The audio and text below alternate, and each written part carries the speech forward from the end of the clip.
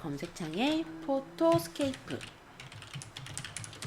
이렇게 쳐보시면은 무료 다운로드 포토스케이프라고 뜰 거예요. 자, 요거 한번 눌러볼까요? 그러면은 다운로드를 받는 창이 떴습니다. 이거 눌러주세요. 그러고 다운로드 나우라고 이렇게 나오죠? 요거 눌러주시면 돼요. 눌러주시면 돼요. 그러고 좀 기다리세요.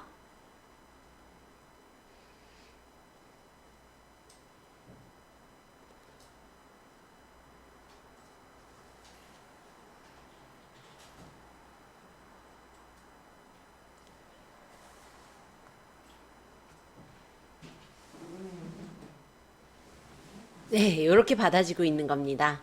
좀 한참 기다리죠? 그러다 보니까 선생님 왜 안 돼요? 이러신 분들이 있으셔서 네, 기다리셔야 돼요. 자, exe 파일이니까 실행 파일. 그래서 여기를 한번 클릭할게요.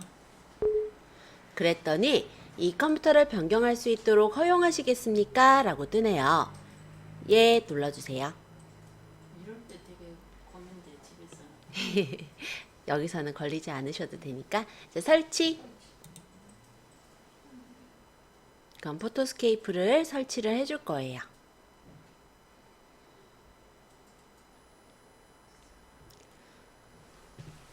자, 끝난 거예요. 마침. 그러면 포토스케이프가 설치가 되고 요런 포토스케이프 창이 나왔어요. 자, 여기까지 하신 분은 쉬는 시간. 자, 윗부분에 사진 편집이라는 요 버튼 한 번만 눌러볼까요? 툭. 자, 이게 포토스케이프 사진 편집 창입니다. 자, 일단 이 왼쪽 상단 여기는 각각 윈도우 탐색기가 있어요. 그래서 여러 가지 파일들, 폴더들이 여기서 보이게 되고 지금 어찌된 거 간에 선택되어져 있는 파일의 내용이 이 밑에 보이게 되는 거예요. 그러니까 여기는 이제 그 탐색기 창이에요. 그러니까 내가 만약에 사진이 들어있는 경로를 안다면 그 경로를 여기서 선택을 하시면 사진이 여기서 보여지겠죠? 한번 경로 찾아가 볼까요? 아까 경로 알아두셔야 된댔어요. 자, 어디 가야 돼요? 저 바탕화면에 폴더는 다운로드 받은 파일로 만들었었잖아요. 이렇게 누르면 좀 전에 제가 받았던 저 3개밖에 못 받았는데 이렇게 예, 받아진 거 확인할 수가 있죠? 자, 이렇게 찾아보셨죠? 그럼 이 중에 마음에 드는 사진 한 개만 일단 눌러볼래요? 툭. 이렇게 왔어요. 그죠? 자, 이게 이제 편집창이라고 생각하면 되겠고 이 사진은 이름이 북스 해가지고 1920 JPG 파일로 되어 있어. 사진은 1920에 1280으로 되어 있고 그리고 용량은 325.2KB야. 지금 34% 정도 축소해 놓은 사이즈야. 이런 식으로 이 사진에 대한 정보가 이 밑에서 보여지게 됩니다. 그리고 이 밑에 이제 기본, 개체, 자르기 도구 이제 들어가시게 될 건데요. 일단은 제가 이 기본이라는 탭 중에 액자에 대한 부분만 좀 먼저 설명을 할게요. 여기 테두리를 예쁘게 꾸미고 싶을 때 들어갈 수 있는 기능 중에 하나인데 여기를 누르면 굉장히 많은 액자들이 있어요. 그래서 내가 원하는 액자 모양을 누르기만 하면 돼요. 만약에 우표 모양이 좋으면 우표 모양을 눌러도 되고 캘리가 좋으면 캘리를 눌러도 되고 아니면 하트 모양이 좋으면 하트 모양을 눌러도 되겠죠? 그리고 만약에 이 부분에 보면은 굉장히 테두리가 많거든요. 이렇게 많은 테두리 중에 내가 주로 쓸 테두리가 있겠죠. 뭐 난 테이프가 마음에 들어 이런 경우도 있을 거고요. 자, 그렇다면 이걸 일일이 찾기 힘드니까 그 옆에 여기 별표가 있어요. 이 별표는 즐겨찾기. 또 액자에 따라서는 여기 이렇게 어떤 막대기가 보이기도 할 건데요. 이거는 스케일이에요. 그래서 이 사진하고 이 액자 적용되는 스케일을 어느 정도 줄지. 어쨌든 즐겨찾기에 이렇게 추가를 해놓으면 즐겨찾기에 추가가 되니까 다른 사진을 만약 가져와서 편집할 때도 그 액자를 쉽게 적용할 수가 있겠죠. 여기 눌러서 그 액자를 고르면 되니까요. 이렇게. 만약에 액자를 없애고 싶다면 여기서 액자 없음 누르시면 굉장히 쉽게 액자를 없앨 수가 있습니다. 사실 저는 액자 기능을 많이 쓰진 않아요. 그렇기 때문에 액자가 있다라는 거, 액자 기능을 쓸 수 있다라는 거, 그 정도만 일단 설명을 했고요. 지금은 액자 없음을 좀 눌러주세요. 다른 것도 볼 거거든요. 자, 이번엔 둥근 사진을 볼게요. 이 둥근 사진은 뭐냐면 사진의 가장자리를 둥글려 주는 거예요. 지금 이런 메뉴가 떴을 거고 이 옆에 부분에 보시면 약간씩 사진이 이렇게 둥글려진 걸 볼 수가 있을 거예요. 둥글기 픽셀을 내가 조절함에 따라 이 사진의 가장자리를 어느 정도 굴릴지 설정할 수가 있고 여백을 얼마나 줄지 그리고 이 둥글릴 때 테두리를 줄지 말지에 대한 설정도 적용을 해줄 수가 있습니다. 그러면 하나의 사진을 내가 이렇게 둥글려서 테두리 주고 싶다라고 한다면 이렇게 설정해 놓고 확인하시면 되는 거잖아요. 그래서 이런 경우는 오히려 포토샵보다 얘가 더 쉬울걸요? 자, 만약에 이렇게 둥근 사진을 줬어요. 근데 마음에 안 드는 거야. 사실은 저는 다음 거 설명하려고 해요. 자, 그러면 취소를 누르시면요. 이 둥근 사진 줬던 전 단계 작업이 취소가 돼요. 이 취소의 단축키는 컨트롤 Z입니다. 근데 얘는 거의 모든 프로그램의 취소죠? 그죠? 컨트롤 Z는. 자, 이번엔 여백을 설명할게요. 자, 이 여백은 뭐냐면 우리 사진을 보면 폴라로이드 사진 보면 이렇게 가장자리 여백이 있잖아요. 그런 여백을 줄 때 이런 여백을 만들어요. 그래서 배경 색상을 설정할 수도 있고 여백을 동일하게 지정해 줄 수도 있고 근데 아까 얘기 드린 것처럼 폴라로이드는 아래쪽이 넓으니까 아래를 내가 많이 주겠다. 그러면 지금처럼 아래에다가 사이즈를 많이 넣어가지고 좀 더 내가 사진에다 뭐 글 적을 공간을 둔다든지 그런 식으로 편집을 해둘 수도 있을 겁니다. 저는 취소 눌렀어요. 자, 일단 저는 요 테두리 선까지 얘기하고 여러분들 조금 실습할 시간 드릴 거예요. 그 다음에 옆에 부분 또 설명드릴게요. 자, 이번엔 테두리 선을 눌러보겠습니다. 자, 요거는 앞에 있는 것과는 조금 다른 점은요. 사진 안쪽에 테두리를 주는 거예요. 아까는 사진 밖에다가 여백을 주거나 아니면 사진을 둥글리는 거였잖아요. 근데 얘는 사진 안쪽에 테두리를 주는 테두리 선이라고 보시면 되세요. 그래서 색상은 내가 원하는 색깔을 고르면 되는데 만약에 여기 마땅한 색깔이 없다. 그럼 밑에 모어 컬러스로 가면 굉장히 많은 색깔을 고를 수가 있어요. 그러니까 색깔을 고르는 폭도 되게 다양하죠.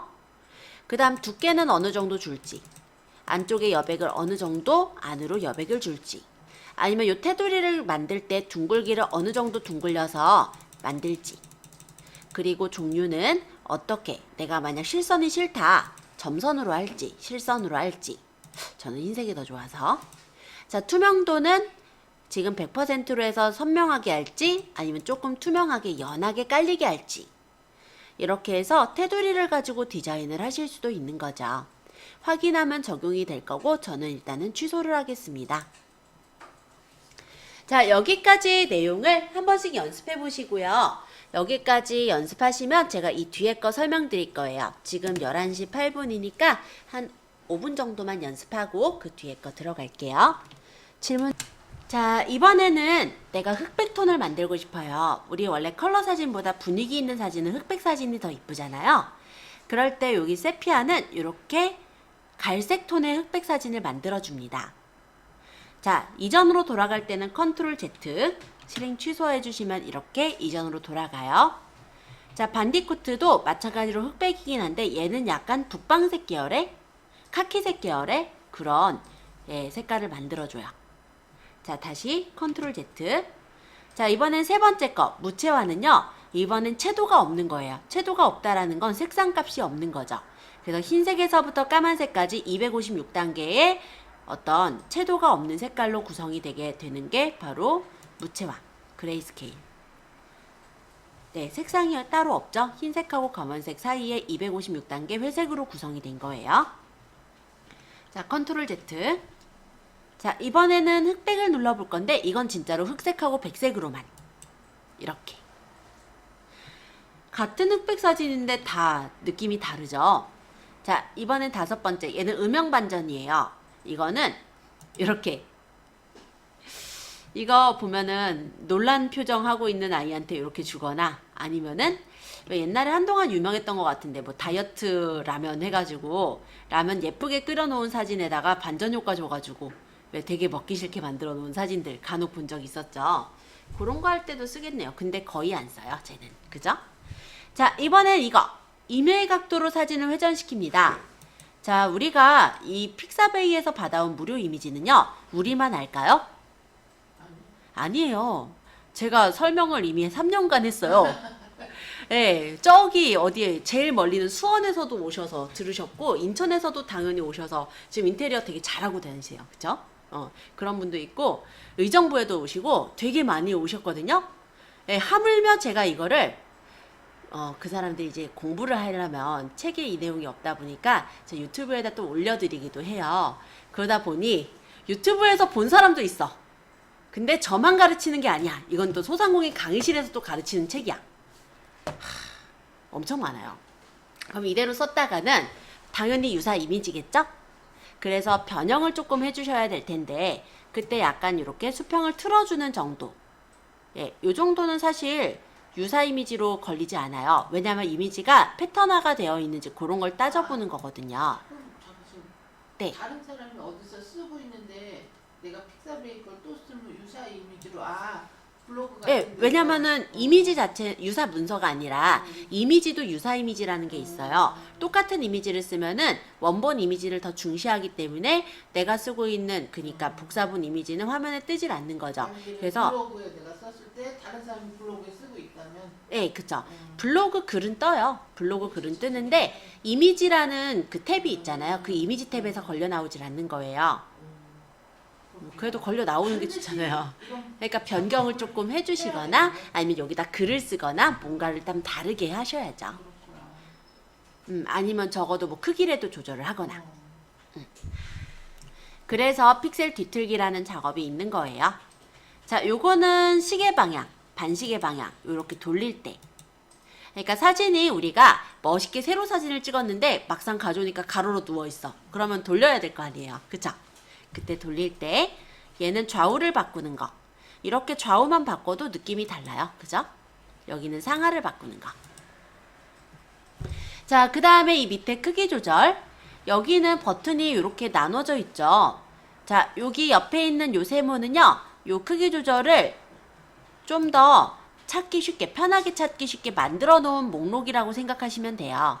그래서 요 안에 들어가서 경로들을 내가 조금 더 세부적으로 조절할 수가 있는 거고, 근데 내가 이미 만들어 놓은 것들 중에서 정하고 싶다. 그럴 땐 여기서 그냥 골라도 되는 거예요. 사진의 사이즈를 줄일 때 지금 얘가 지금 1920짜리 사이즈인데 얘가 너무 크다라고 생각하면 사이즈를 예를 들어 뭐 900픽셀로 줄인다든지 이렇게 내가 원하는 사이즈로 줄일 때 이용을 합니다.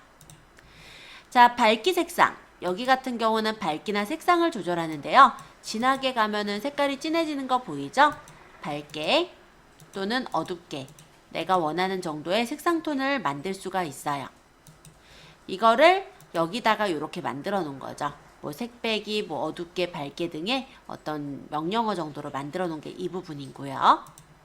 자동 레벨. 이거는 레벨 값을 조절하는 거예요. 그래서 프로그램에서 레벨 값을 조절해 주는 거고요. 간단히 말하면 색상 보정이에요. 자, 선명하게. 이거는 이미지를 좀 더 선명하게 할 거냐. 얘는 필름 느낌. 그래서 여러 가지 이런 필터, 필름 느낌이 나게끔 할 거냐. 요거는 필터 효과. 그래서 뭐 신문사진, 왜곡, 목욕 유리 등의 여러 가지 효과들이 많아요. 크리스탈 효과에 보면 이런 식으로 생면으로 나오거나. 자, 제가 왜 근데 대충 설명하고 있는지 아세요? 여기는 별로 안 쓸 거거든요. 이거를 쓰느니 차라리 포토샵에서 쓰는 게 여기는 훨씬 나아요. 그래서 제가 여기서는 사실 이 기능을 잘 안 써요. 뽀샤시 효과. 그래도 가끔 아쉬울 때는 쓰셔야 되니까 간단하게만 설명하고 있는 거예요. 이런 식으로 우리 뽀샵 효과 있죠? 이런 것도 줄 수 있고. 그 다음 역광 보정. 요거는 이제 우리가 역광 사진들 있잖아요. 왜 빛을 등지고 찍으면 얼굴이 까맣게 나온다죠? 그런 사진 보정하는 거. 자, 여기 있는 메뉴들 설명을 드렸는데요. 실제로는 요 정도만 아마 거의 쓰실 거예요. 여기 있는 뭐 흑백으로 조절할 때 쓰시거나 아니면 크기 조절할 때 쓰시거나 아니면 뭐 가끔 이제 밝기 색상 정도는 조절할 수 있겠네요.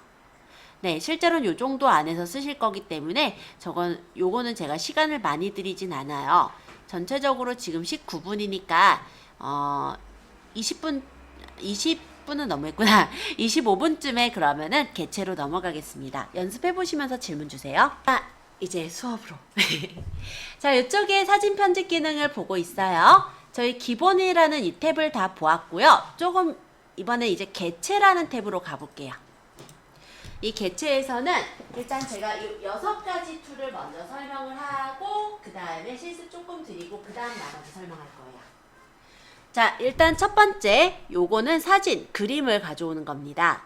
그래서 그림 위에다 그림을 가져올 때 여기 선택하고 사진으로 가면은 사진을 가져다 넣을 수가 있어요. 예를 들어 예전에 받아놨던 그림을 열기에서 붙이면은 그림이 들어가죠. 투명도를 조절할 수도 있고 확인을 누른 후에 보시면 여기 가장자리 이렇게 네모난 표시들이 보일 거예요. 여기서 크기를 조절할 수도 있어요.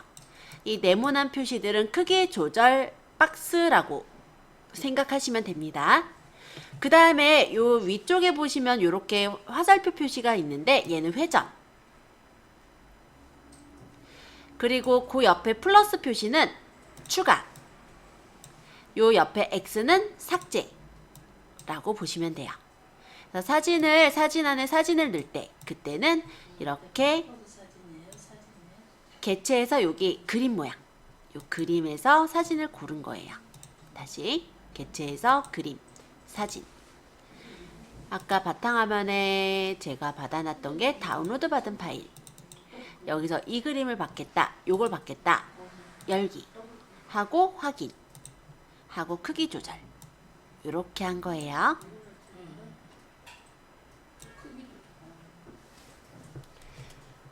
드릴게요. 이게 화면이 지금 다 보이는 상태이기 때문에 저는 스페이스바를 누를 거란 생각을 못했어요. 스페이스바는 화면을 이동할 때 고르는 거예요. 자, 예를 들어서 제가 여기 플러스를 누르면 확대가 돼요. 그럼 화면이 넓게 크게 보이죠.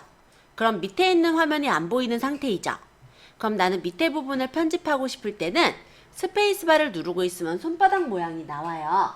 이때 마우스로 끌면은 이렇게 이동을 할 수 있다라는 거예요. 그죠? 예, 근데 저는 어차피 화면이 다 나오는 상태였기 때문에 스페이스바를 누를 이유가 없었고 그러다 보니까 손바닥 툴이 나오는 상황에서 예, 왜 그러지 잠깐 생각을 하게 됐던 것 같네요. 응, 그쵸. 원래 얘는 화면만 이동하는 거다 보니까 지금 요거 자체의 개체를 이동할 때는 손바닥은 안 누르시는 거예요. 개체 선택을 해놓고 얘를 끌고 가시면 돼요. 자, 일단 개체 집어넣어 보는 건 어렵지 않으셨을 거고 이번에는 개체 옆에 여기 하트 모양 한번 눌러볼까요? 이거는 아이콘이라고 적혀 있네요. 자, 이 부분을 눌러보시면은 얼굴, 만화, 분장 등의 다양한 아이콘들이 많이 나와 있습니다. 그래서 내가 여기서 표시하고 싶은 것, 마음에 드는 것을 선택하시고요. 확인만 하시면 이렇게 아이콘이 들어가지는 거예요. 자, 여기다가 분장을 하겠다. 이런 식의 모양을 확인해서 넣으면은 이런 식으로 다른 느낌의 아이콘을 만들 수도 있죠. 자, 여기 저는 이 아이콘 중에서 좋아하는 거는요. 여기 하트보다도 문방구를 좀 좋아하는 편이에요. 이런 탭 하나 고르고 확인을 하고 여기에다가 모양을 끌어서 그리면 이렇게 내가 원하는 정도의 메모장을 만들 수가 있고요. 여기에다가 다시 여기 뭐 앞정이나 아니면 요런 모양이 있어요. 고르고 확인한 후에 요거를 이렇게 붙여보면은 마치 정말 메모장에 이렇게 붙여져 있는 것 같은 느낌이거든요. 그쵸? 약간 이렇게 삐뚤어 놔도 되고 얘를 복사해서 이렇게 약간 또 겹쳐 놔도 되고 그럴싸해요. 그래서 이렇게 붙여놓은 느낌을 내도 되고요. 아니면 앞정으로 꽂아놓은 것도 저는 괜찮더라고요. 그래서 앞정 크기를 조절해서 여기다 약간 이렇게 회전해서 놓으면은 앞정으로 이렇게 꽂아놓은 것 같은 그런 느낌이 나죠? 예를 들면 이 사진보다 아마 이 사진에 좀 더 어울렸을 것 같긴 한데 이렇게 앞정을 꽂아놓고 여기다 오늘의 할 일, 뭐 포토스케이프 배우기 이렇게 해놓으면 그럴싸하지 않겠어요? 자, 그러면 이번에는 글자를 적는 걸로 한번 먼저 가볼게요. 말풍선 조금 있다 하고 여기 글부터 누르도록 하겠습니다. 글은 보통 T자라고 적혀 있을 거예요. 이 T를 눌러보세요. 그러면 여기 내가 글을 적을 수 있게 나와요. 여기다가 오늘의 할 일. 글씨체는 여기서 내가 원하는 글씨체를 고르고요.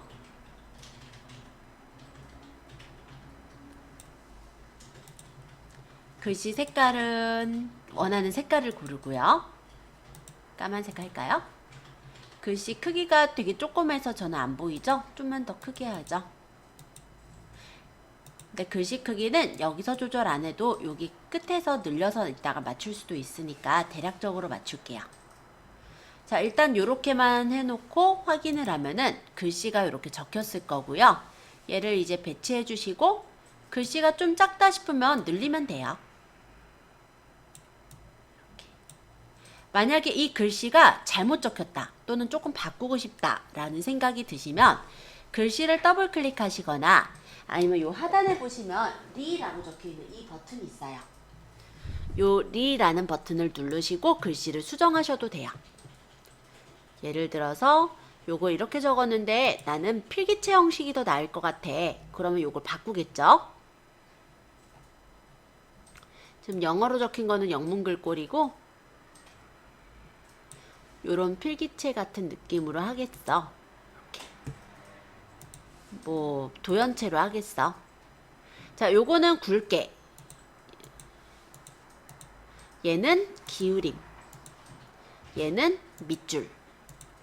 그래서 글씨에 대한 속성도 조절할 수가 있고요. 세로 쓰기가 좋으신 분은 세로로 적어도 돼요. 그리고 여기에 외곽선을 주겠다. 그럼 이렇게 테두리도 만들 수가 있죠. 왜 글자에는 약간 테두리가 있으면 좀 강조돼 보이잖아요. 그럴 때 외곽선을 쓸 수 있을 거고 저는 여기에 그림자도 넣겠다. 그럼 이렇게 그림자까지 해놓으면 글씨가 조금 눈에 띄게 이렇게 만들어지긴 하죠. 글씨 까만색으로 색깔 어디예요? 글씨를 선택하시고 리 눌러보시면요. 이런 에디터 창이 떠요. 잠깐만요, 뭐라고요? 글씨 선택하셨어요? 네. 이렇게 리 눌러보세요. 속성 고치기. 그럼 이렇게 떴죠? 네. 여기가 바로 글자 색깔이에요. 그리고 요 밑에 외곽선의 두께, 그 다음 여기서 외곽선 색깔도 조절할 수가 있고요. 여기 이제 그림자. 확인하면 이렇게.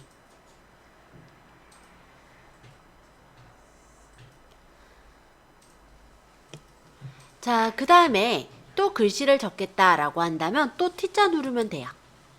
그러면 아까 적은 글씨가 그대로 형식이 나오는데 여기에 포토스케이프 배우기 색깔은 까만색으로 저는 이거는 요거에 대한 하위 내용들이니까 외곽선이나 그림자는 빼서 조금 심플하게 적으려고 합니다. 이렇게 해가지고 놓으면 되죠? 그리고 얘를 여기 플러스 누르면 복사가 돼요. 그럼 여기다가 우리 두 번째 시간에 할게 포토스케이프 배우기 외에도 비바 비디오 아니야 움짤 만들기 할까? 움짤 만들기 뭐 또는 뭐 비바 비디오 만들기 뭐 이런 식으로 오늘 할 일을 이렇게 적어 보셔도 재밌을 것 같아요. 없앨 때는 X 그죠?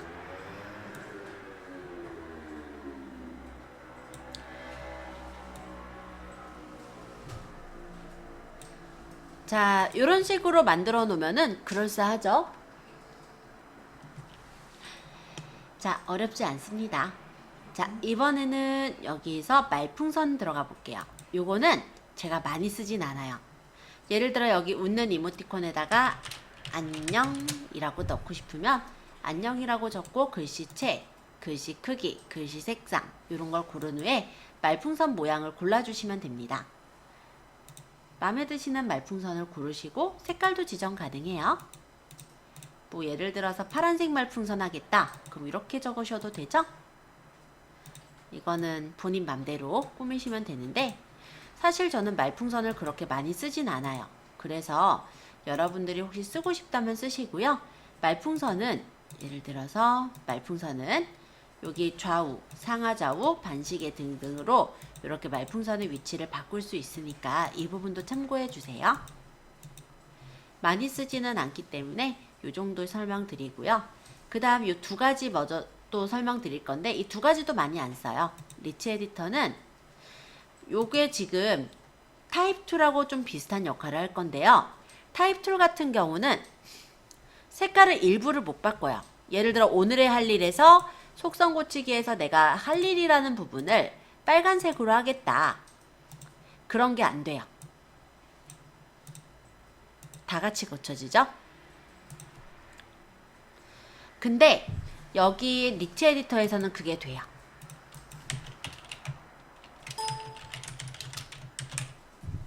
글씨는 조금 작게 해서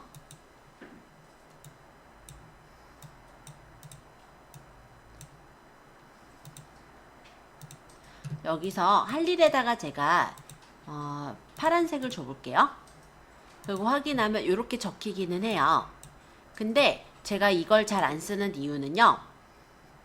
이 리치 에디터에는 얘랑은 달리 이런 외곽선이나 그림자 효과가 리치 에디터에는 없어요. 그냥 배경을 넣거나 이런 정도만 가능하기 때문에 이렇게 쓰느니 이 포토스케이프에서 오늘 일자를 따로 적고 확인. 그 다음 하나 늘려가지고 이 뒤에다가 수정해서 할 일을 적어서 빨강으로 고치는 게 훨씬 더 간편하고도 이쁘거든요. 그래서 이렇게 하시는 게 더 나으실 거예요. 그래서 리치 에디터는 결론적으로는 잘 안 씁니다. 그 다음 심볼. 요건 이제 심볼 모양이에요. 되게 다양한 심볼 모양들이 있을 건데요. 별로 안 써요.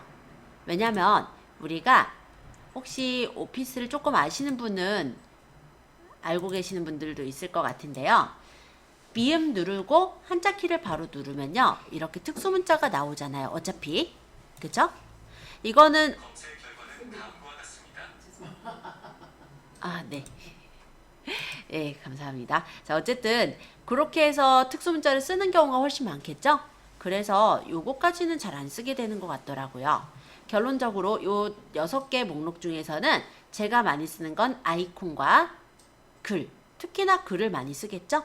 요 두 가지 정도 많이 쓰고 있습니다. 자, 연습해 보시고요. 조금 있다가는 요 옆에 있는 메뉴들도 설명을 드릴 거예요. 그래서 요 옆에 있는 메뉴는 지금 46분이니까는 조금 있다가는 쉬는 시간이네. 그러면은 이따가 12시에 요 옆에 있는 개체 메뉴들 설명드릴게요. 자, 첫 번째. 여기 지금 요렇게 꼬불랑꼬불랑 돼 있는 요거는 선이에요. 그냥 우리가 선을 그릴 때 고르는데요. 이거를 고르시고 나서는 옆에서 메뉴를 맞추시는 거예요. 얘가 선 색깔입니다. 그래서 내가 만약 빨간색 선을 하고 싶다. 그럼 빨간색 선을 고르고 하면 되고요. 옆에 스포이드는 뭐냐면 여기 색깔 중에서 내가 가져오고 싶을 때 색상 검출을 하는 거예요. 이렇게 찍으면 그 색깔을 가져와 줘요. 그리고 선을 내가 만들 때 투명도를 조절할 수도 있고 선의 모양을 설정할 수도 있고 선 굵기를 줄 수도 있죠. 그래서 나는 여기다가 밑줄 쫙 그을 거야. 이렇게 그어주시면 되는데 이놈의 밑줄이 이쁘게 안 그어지죠? 빨간색으로 해야지. 그렇게 눈에 안 보인다. 자, 밑줄을 그을 때 만약에 내가 똑바로 긋고 싶다 라고 하면은 Shift를 누르면서 그으세요. 그러면 이렇게 똑바르게 그을 수도 있어요. 여기다가는 별표를 그냥 이렇게 그려볼까요? 지금 하고 있는 게 포토스케이프니까 이런 식으로 그려서 만들 때 그런 때 이런 선을 이용을 합니다. 자, 그러면 요 옆에 직선은 뭐냐면 얘는 직선으로 그리는 건데요. 나머지 기능들은 비슷하니까 넘어가고 요거를 좀 설명드릴게요. 자, 얘는 화살표를 만들 수가 있어요.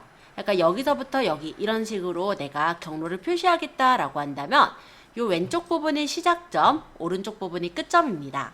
그래서 내가 나타내고 싶은 모양을 고르고 여기서부터 여기, 여기서부터 여기 이런 식으로 경로를 나타내 줄 수가 있어요. 화살표로 나오니까. 여기 조금 더 만약에 눈에 띄게 하고 싶으면 이 화살표에다 외곽선을 해주면 조금 더 눈에 띄게 만들 수도 있죠. 이런 식으로. 자, 여기 개체 선택을 누르면 이 개체가 선택이 될 텐데요. 크기를 조절하거나 내가 원하는 대로 좀 맞춰서 놓을 때 활용을 할 수도 있을 거예요. 자, 이런 식으로 어떤 화살표를 만들 수 있는 게 바로 이쪽에 있는 선입니다. 자, 이번엔 사각형을 설명드릴 건데요. 요 사각형하고 이 밑에 사각형은 얘는 선사각형, 테두리 사각형이고요. 요 밑에 있는 사각형은 면사각형이에요. 사각형을 만들 때도 마찬가지로 색깔을 설정할 수 있고 투명도, 선굵기 조절할 수 있어요. 그래서 사각형은 왼쪽 상단에서 오른쪽 하단으로 끌어서 그리시면 돼요. 그때 Shift를 누르시면서 그리시면은 정사각형으로 그려지고요. Shift를 누르지 않은 상태로 그리면 이렇게 직사각형으로 그릴 수 있겠죠? 그럼 나는 예를 들어 오늘의 할 일에 이렇게 사각형을 쳐놓겠다. 그런 것도 가능하게 되겠네요. 자, 면사각형은 사각형 그릴 때 면으로 채워지는 거예요. 그래서 얘랑 기능은 거의 비슷해요. 그래서 일단 이쪽 메뉴 하나씩만 좀 설명을 할게요. 자, 이번에는 둥근 사각형. 이 둥근 사각형은 모서리가 둥근 사각형을 그리는 건데 아까 이 직사각형과의 차이점이라면 둥글기라는 게 나와 있을 거예요. 그래서 내가 원하는 둥글기를 설정해서 그리면 가장자리가 이렇게 둥글려 있는 사각형을 그릴 수가 있고, 만약에 난 더 둥글리고 싶어 라고 한다면 개체 선택을 하고 리 눌러서 둥글기 값을 설정하시면 됩니다. 그럼 내가 원하는 만큼 둥글기를 준다든지 선 색깔도 바꿀 거야. 이렇게 바꿔준다든지, 아니 난 선 싫어 면으로 할래, 면으로 바꾼다든지 이런 속성도 이 리에서 고칠 수 있으니까 참고해 주시면 좋을 것 같아요. 자, 원을 그릴게요. 원도 그냥 그리면 타원이 그려지는데 Shift를 누르시면서 그리시면 이렇게 정원으로 그릴 수 있습니다. 자, 다각형. 다각형은 각부터 고르게 나와요. 몇 각으로 그릴지 마음에 드는 각을 고르시고 그리시면 돼요. 자, 요거는 별인데 별도 마찬가지로 몇 각형으로 그릴지가 나와요. 그럼 내가 원하는 각형을 고르고 그리면 이렇게 별을 그릴 수가 있어요. 그러면 얘네들을 조금 응용을 해본다면, 예를 들어 내가 별을 24각형으로, 색깔은 저는 개인적으로는 분홍색을 좋아하는 편이라서 이렇게 그려볼게요. 자, 그럼 이렇게 분홍색 별이 나왔죠. 뭐 별로 해도 되고 원으로 해도 되는데 맨 마지막에 배운 게 별이라서 제가 별로 했어요. 자, 요거 개체 선택에서 선택하고 플러스하면 복사가 되잖아요.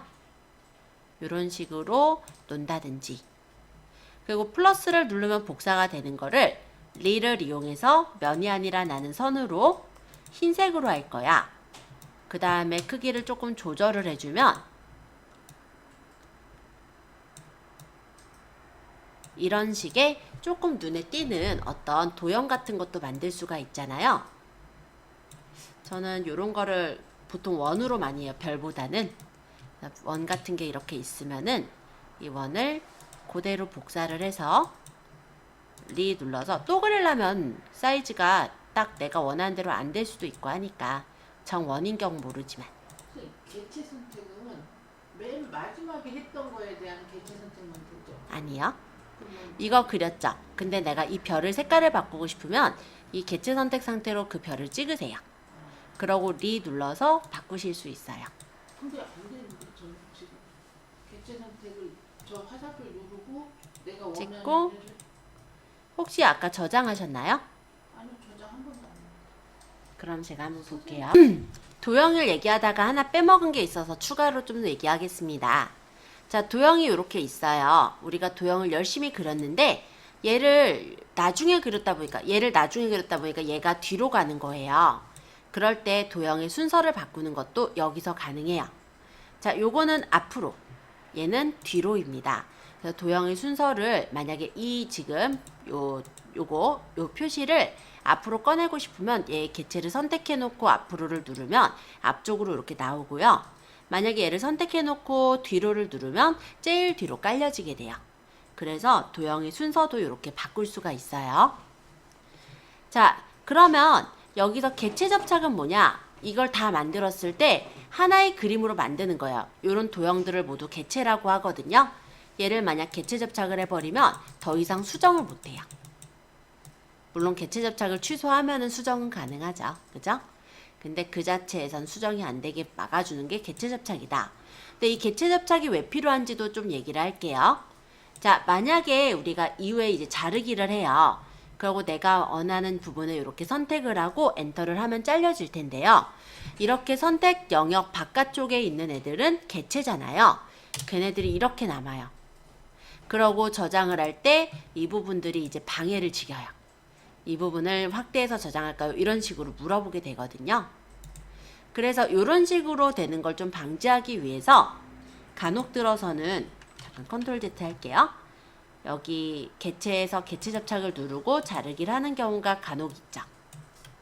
근데 이럴 일이 별로 없어요. 그래서 여러분들 하실 때 이 개체 접착은 그냥 되도록이면 누르지 않는 쪽으로 하시면 편하실 거예요. 자, 일단 저는 원본 사진으로 다시 돌아가고자 하거든요. 사진을 좀 많이 망쳤으니까. 자, 그럼 저는 원본 사진을 눌러볼게요. 자, 원본 사진으로 돌아갈 때는 원본 사진이란 버튼을 누르면 여태까지 작업했던 것들이 다 제거가 되면서 원본 사진으로 돌아가게 됩니다. 제 실행은 다시 실행 취소를 하는 건데 이전 거 계속 이렇게 돌아가는 거고 취소는 취소하는 거고. 자, 여기서 이제 자르기 볼게요. 자르기에서도 여기 자유롭게 자르기를 누르면 내가 원하는 사이즈만큼을 이렇게 선택해서 엔터 쳐서 자를 수가 있는 거예요. 그러면 취소. 이번엔 요 자유롭게 자르기란 데를 눌러보면 이렇게 1:1 자르기, 뭐 증명사진 비율, 뭐 여권사진 비율, 공무원증 비율 등의 여러 가지 비율들이 이렇게 나와 있고요. 저는 이 중에서는 1:1 사진 자르기를 제일 많이 쓰기는 해요. 만약 1:1로 자르겠다. 그럼 이렇게 1:1로 만들어 놓고 왼쪽 상단서부터 오른쪽 하단까지 이렇게 범위를 잡은 후에 엔터 치면 이렇게 잘리는 거잖아요.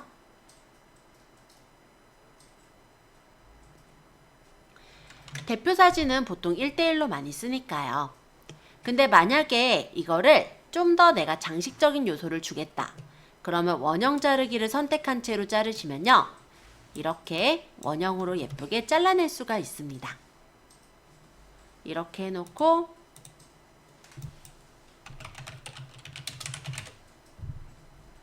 휴가가 아니라 뭐지? 2020년 공휴일 예를 들어서 색깔 좀 튄다. 이번 연도는 공휴일이 별로 없다면서요?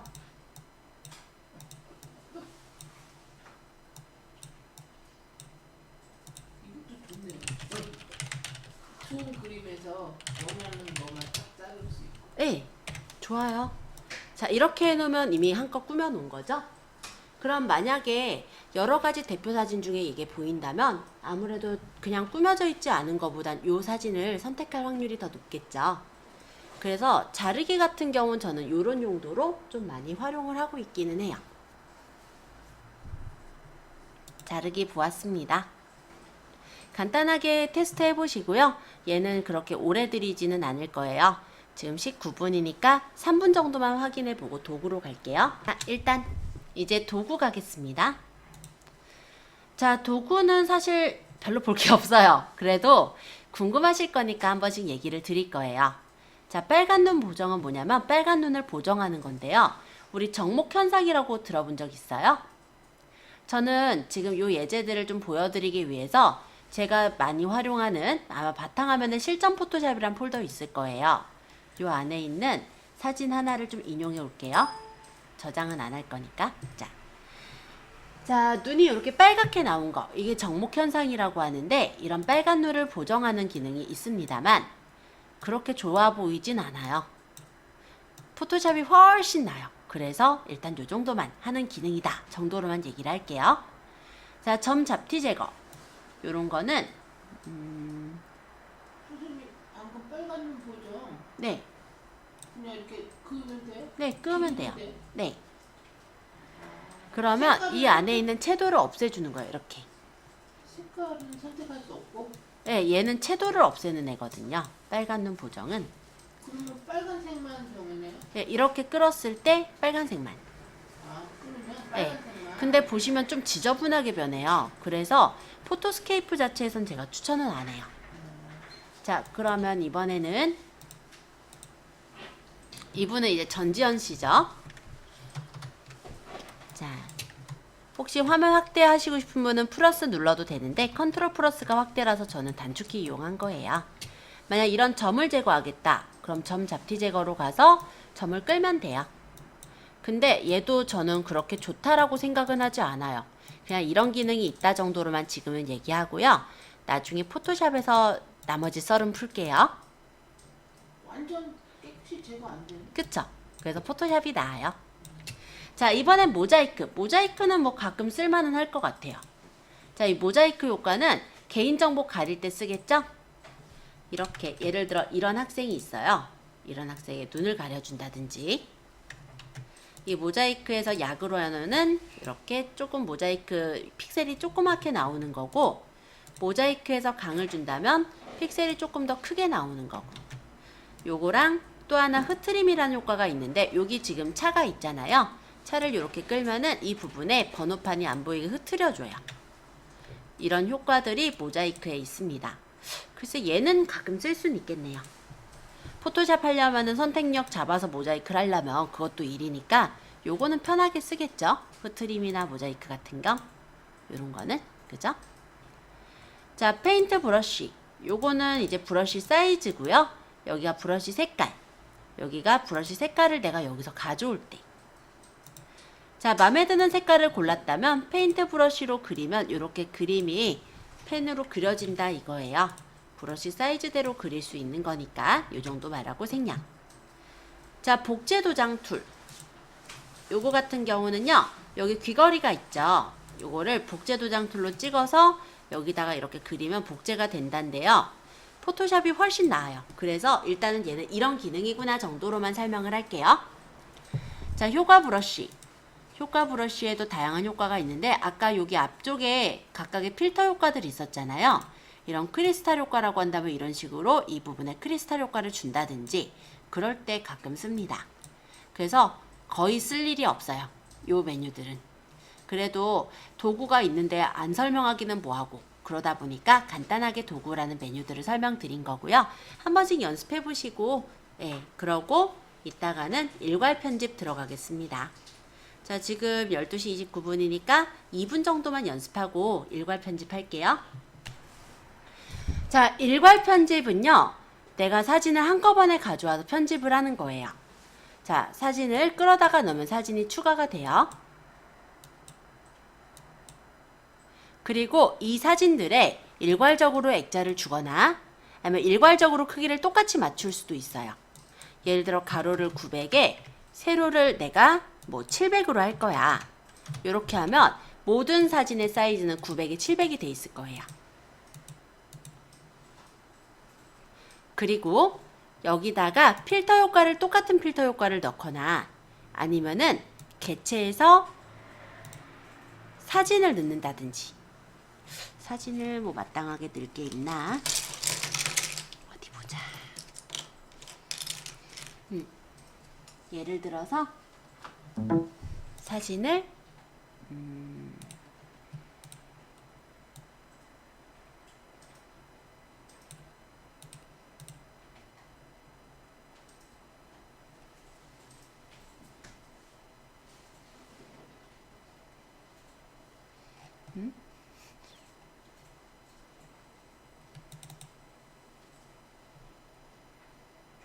뭐 요런 거를 넣는다 해가지고 이거 사진 사이즈 조절해서 이렇게 위에다가 똑같이 로고처럼 넣어도 괜찮죠? 지금 제가 배경이 하얀 이미지를 가져오긴 했는데 나중에는 우리가 배경 없는 이미지 만들 수 있거든요. 지금 포토스케이프에서는 불가능하고 배경 없는 이미지를 만들어 놓았다라고 한다면 이런 식으로 깔아서 위에다가 워터마크처럼 붙여 놓을 수도 있어요. 그쵸? 그러면 모든 사진에 다 똑같이 이게 들어가는 거죠. 그죠? 나중엔 이쁘게 제작해서 하시고 그게 아니면 글을 써도 돼요. 글을 해서 아까 글 적는 거 여기서 배웠었죠? 내가 원하는 글씨체로, 내가 원하는 글씨 크기로, 내가 원하는 색깔. 가급적이면 워터마크는 흰색이 제일 나아서 저는 흰색으로 했고요. 투명도는 진하면 이게 배기 싫잖아요. 워터마크는 이게 내 그림이야 라는 소유권을 나타내는 것 정도이기 때문에 너무 진하게 주면은 사진에 방해가 되니까 연하게 해서, 원래는 이렇게 똑바로 서 있는 앤데 요렇게 넣어도 되고요. 사진에 약간 걸치게 이렇게 삐뚤게 놔도 돼요. 자, 그러면 어느 사진이든 다 이 도장이 찍혀 있어요. 그러니까 남들이 이 사진을 갖다가 도용을 못해요. 그쵸? 예를 들어 내가 찍은 사진이에요. 내가 성의를 들여서 이 사진을 찍었다고 쳐요. 이거 포토그래퍼한테 이 사진 맡기면 얼마 드는 줄 아세요? 어마어마해요. 예를 들어 제품 사진 몇 장 찍어가지고 만들어주고 보정해주는데 100만 원 달래. 물론 경우에 따라 다르지만 제일 싼 게는 한 3만 원, 5만 원 병사부터 쭉 있어요. 그분은 이제 유아복 쇼핑몰 하시고 실제 성공하셨던 그런 사장님이라 그런지 예, 제품 하나를 찍어주는데 100만 원을 달라고 하더라고요. 그래서 결국은 거기서 못 찍었던 그런 경우가 있어요. 어쨌든 사진을 찍는데 빛의 마법이다 보니까 비싸긴 엄청 비쌀 때도 많습니다. 자, 근데 이렇게 만약에 내가 공들여서 사진을 찍었어요. 그리고 내가 인터넷에 뿌렸어요. 근데 내가 만약에 이걸 제작하는 업체가 아니라 떼가지고 와서 판매하는 입장이라서 다른 데서 이 상품을 뗐다. 그러면 이거 그림 예쁘다 라고 가져다가 쓴다면 굉장히 억울하겠죠. 못 쓰게 막는 거예요. 이렇게. 그러면 살짝 보시면은 일반적으로 딱 봤을 때 몰라요. 하지만 여기 살짝 보시면 한일 컴퓨터하고 찍혀 있죠. 이런 식으로 워터마크를 찍어 놓기도 해요. 자, 일괄 편집에서는 그래서 간단하게 사진 사이즈를 똑같이 맞추거나 아니면 똑같은 필터를 주거나 아니면 개체해서 아까 사진이나 글을 이용해서 워터마크를 찍는 거, 요런 것들을 한번 보시면 되겠고요. 내가 이 사진을 다 저장할 때는 모든 사진 저장을 하시면 이 사진을 어디다 저장할지, 저는 이거를 바탕화면에 워터마크 폴더에다가 저장하겠다. 이름은 어떻게 저장하겠다 해서 저장을 하면은 거기 이렇게 저장이 돼서 변환이 들어가요. 그러면 들어가 있는 거 한번 볼까요? 워터마크라는 거 저장해 놓은 거 보니까 이렇게 변환된, 내가 사이즈를 똑같이 맞추고 이렇게 로고 찍어 놓은 이런 이미지들이 저장돼 있죠. 자, 이 워터마크를 찍어서 놓는 거는요, 두 가지 이유가 있어요. 하나는 브랜딩이에요. 보통 브랜딩을 이렇게 흐리게 찍지는 않고 이런 데다가 이제 아까 전에 제가 로고 보여드렸잖아요. 그런 로고를 붙여넣는 형식으로 브랜딩을 해요. 그러면은 사진을 보면서 내 브랜드가 자꾸 노출이 되니까 그만큼 알려지게 되는 거거든요. 그리고 혹시라도 내가 마케팅을 하신다라고 생각한다면 지금처럼 이렇게 글만 적는 경우보다요, 이렇게 글만 딱 적어서 이렇게 쓰시는 것보단 가급적이면 로고를 만드시는 걸 추천을 드릴게요. 왜냐하면 사람은 아무래도 그림과 함께 이해를 하기가 더 쉽거든요. 그래서 로고 같은 경우는 브랜드 인지에 더 확실히 많이 도움이 되실 거예요. 그래서 혹시라도 내가 브랜딩을 제대로 하겠다라고 하시는 분들은요, 로고를 한번 생각해 보시고 간단하게 로고를 만들어서 로고와 함께 글자를 같이 보이게 해주시면은 브랜딩이 많이 되실 겁니다. 자, 일단 워터마크 만드는 거, 그래서 요 일괄 편집 기능을 말씀드렸어요. 그러면 요 기능들 연습하시면서 질문을 받는 시간 4분 정도 드릴게요. 지금 46분이니까 50분에 제가 질문 자, 이번에는 페이지에 대해서 안내를 해볼게요. 이 페이지는 뭐냐면 내가 원하는 레이아웃에다가 사진을 그냥 끼워 넣는 거예요. 사이즈는 저는 그냥 900에 300 정도로 줘볼게요. 그럼 이런 정도의 사이즈가 나오고 옆에서 레이아웃을 고를 수가 있어요. 그래서 마음에 드는 레이아웃을 고르셨다면 끌어다가 넣으면 돼요. 사진을 끌어다가 배치만 하시면 이렇게 사진이 들어가는 거예요. 이렇게. 자, 이렇게 만들었다. 그러면 이제 편집하러 가면 얘를 가져오고 거기다 글을 쓰는 거죠.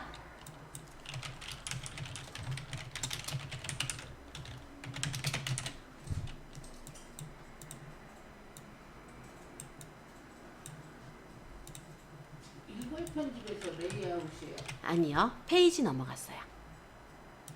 페이지에서 레이아웃을 고르는 거예요. 여기서. 페이지 아웃? 페이지에서 페이지에서? 여기서 크기. 저는 900에 300을 줬는데 마음에 드는 사이즈를 하세요. 뭐 800, 900에 800도 되고 뭐 본인 원하는 사이즈 있을 거예요. 저는 900에 300 이런 의미가 어떤 네. 얼마나 크기예요? 너비 가로 높이예요. 세로. 가로 세로.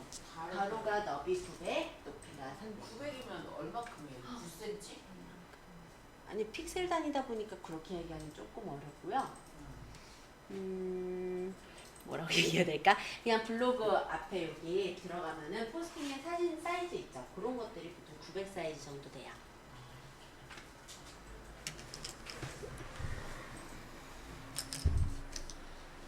그래서 사이즈 설정하고 여기서 내가 원하는 레이아웃을 잡고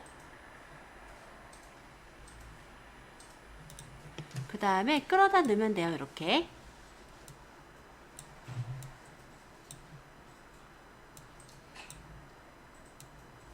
그 레이아웃에 딱 맞춰서 사진이 들어가요.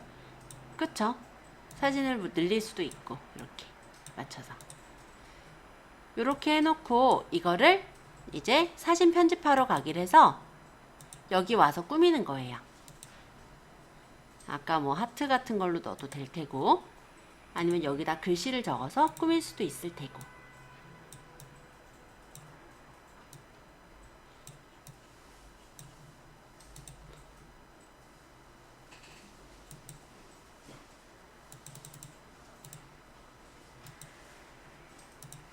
이런 식으로 그죠? 하고 저장하면 이게 하나의 그림이 돼요. 저장해서 보여드려 볼게요. 아이고. 아까 여기다가 하고 있으니까 페이지라고 제가 이름 줬는데 요거를 제가 불러가지고 보면은 요렇게 이게 하나의 사진이 된 거죠. 그쵸? 이런 식으로 만들 수도 있어요. 일단 레이아웃을 쉽게 나눠서 만들 수 있다는 게 장점이죠. 페이지 가볍게 연습해 보실 시간 조금 드릴게요. 한 2분 정도만 살짝 보고요. 이어붙이기, GIF 애니메이션 조금만 더 보겠습니다. 자, 이번에는 이어붙이기 갈게요. 이어붙이기는 만약에 만드는 방법, 레시피 같은 거 설명하실 때는 쓸만하실 거예요. 밑으로는 사진의 밑으로 이어붙여지는 거고 옆으로는 사진의 옆으로 이어붙여집니다. 그리고 바둑판은 내가 원하는 바둑판 칸수만큼 만들어서 이어붙일 수가 있어요.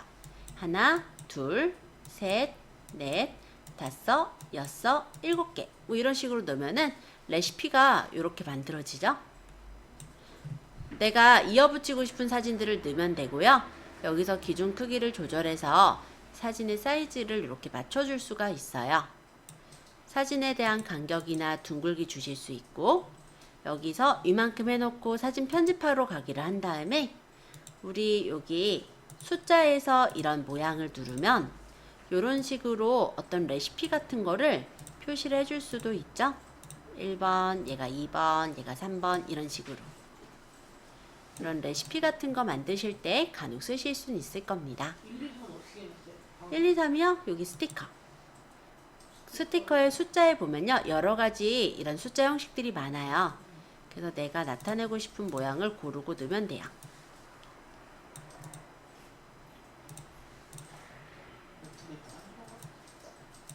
이어붙이기에서는 다시 설명드리면 사진을 이어붙이는 거예요.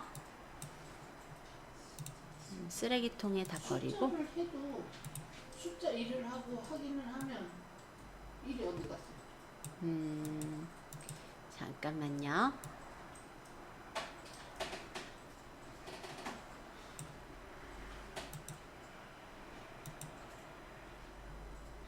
예를 들어 뭐 카페 사진 찍은 게 있네요. 요거 이렇게 끌어다 넣으면 사진들이 들어가는데 일괄로 사진이 갈수록 하나하나 해야 돼? 아니요 일괄로 돼요. 그죠? 선택하고 그쵸? 끝에를 쉬프트 누르고 선택하고 끌어다 넣으면 돼요. 일괄로도 당연히 되죠. 포토스케이프가 그렇게 불편했으면 제가 설명을 안 드렸어요. 그죠? 굉장히 쉬워요. 번호 넣으려면 이제 사진 편집하러 가기 하고 여기서 여기 보시면은 여기 아이콘. 네. 아이콘에 숫자를 선택하고 확인. 그래서 하나하나? 이렇게 넣으면 되죠. 예, 이건 하나하나. 아, 1을 선택하고 확인하고 네. 1에 가서 그려요? 그것도 1이 안 나타나는데? 아니요. 여기 숫자에서 2번 선택하고 확인했죠. 여기 있어요. 그럼 얘를 옮겨서 배치하면 되죠. 아, 안 보이네 숫자가. 1이 어디로 갔는지. 아, 이거 여기 있구나. 근데 이건 포토샵에서도 뭐 마찬가지라. 아니, 잠깐만. 아니, 없어지는데? 1. 엎혀졌으니까 배치를 하고 엎혀져. 자, 아, 이거 이렇게 해서 갖다 크게. 놓고 여기서 크게 그쵸? 올려서 하고 그 다음에 여기 또 알았어. 여기 크게 늘려서 배치하고 자, 레시피 만드실 일이 많으신 분은 좀 쓰시겠지만 저 같은 경우는 별로 안 쓰므로 얘는 일단 넘어가도록 할게요. 자, GIF 애니메이션 여기까지만 얼른 얘기하고 쉬는 시간 갖도록 하겠습니다. 자, 여기서도요, 내가 이어주고 싶은 사진들을 연결해서 넣으면 돼요. 만약에 1번, 2번, 3번, 4번 이렇게 넣으면은 얘네가 이렇게 애니메이션이 돼요. 애니메이션에서. 일단 쓰레기통에 다 버리고, 자, 1번서부터 4번까지 선택해서 드래그. 그러면은 얘네들이 애니메이션이 됐어요. 그 자동 애니메이션이 돼? 네, 자동으로. 근데 여기 표시 시간도 바꿀 수가 있고요. 여길 누르면은 지금 50으로 적혀 있죠? 이건 0.5초. 내가 1초를 원하면 100으로 맞추면 돼요. 그러면은 1초씩 이렇게 화면이 보이게 될 거고, 또한 전환 효과도 바꿀 수 있어요. 그리고 캔버스 크기가 내가 원하는 크기대로 지정하는 것도 돼요. 내가 원하는 크기가 만약 이 정도 크기면 이렇게 조절할 수도 있는 거죠. 자, 만약 얘는 이 효과를 주고 싶고 여기에서 뭐 위로 전환 효과를 주고 싶고 얘는 아래로 전환 효과를 주고 싶고 얘는 만약에 왼쪽으로 전환 효과를 주고 싶고 얘는 만약 오른쪽으로 전환 효과를 주고 싶다면 이런 식으로 사진이 뭔가 이렇게 전환되는 어떤 효과를 줄 수도 있습니다. 이거만 잘 알아도 배경색으로 전환 같은 경우도 화려하게 이렇게 보이죠? 그래서 애니메이션 기능을 따로 배울 필요가 없네. 간단하게는 그래서 한 예를 설명드려 볼게요. 뭐 이따가도 어차피